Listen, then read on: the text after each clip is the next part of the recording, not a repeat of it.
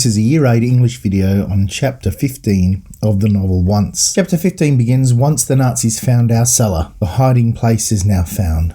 They dragged us all out and made us walk through the ghetto while they pointed guns at us. So they're marching through the ghetto at gunpoint.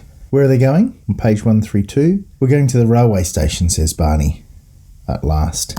When they get there, the railway yard is crowded with Jewish people standing and sitting in queues, waiting to get onto a train that stretches so far along the track I can't see the front of it or the back. The Umschlagplatz was the transition point or the connection point in the Warsaw Ghetto. You can see a picture of the Umschlagplatz here. There were hundreds and hundreds of Jewish people all sitting down waiting for a train to come and take them away. This was a connection point between the Polish part of Warsaw and the Warsaw Jewish ghetto. Initially, things could be brought into the ghetto or transported out of the ghetto at this connection point. It was used from July 1942 as a result of Operation Reinhard to transport Jews to the death camps from the Warsaw Ghetto, namely to the death camp of Treblinka II. This was the first death camp that was not a forced labour camp, but was designed as an industrial killing machine, killing hundreds and hundreds of thousands of Jewish men, women and children in gas ovens. Here are some Jewish people in July of 1942 being marched through the Warsaw Ghetto to the Umschlagplatz,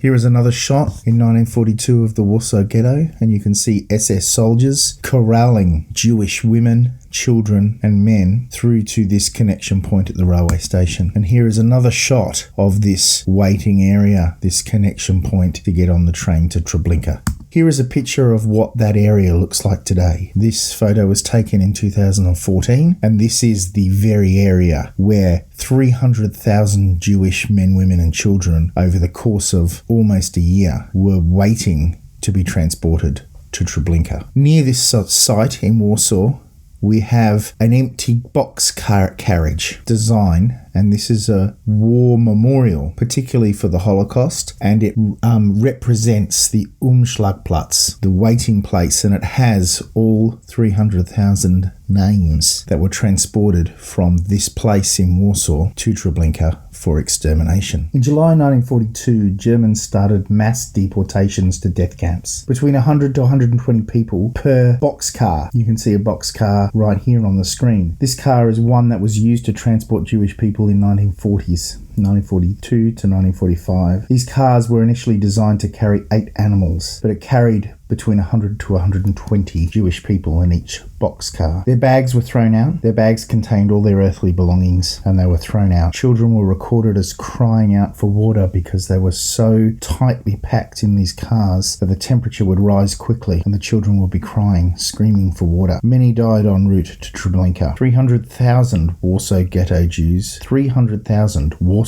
Ghetto Jews were transported and killed in 3 months. Treblinka II killed 925,000 Jews, almost 1 million Jews just at this death camp between July 1942 and May 1943.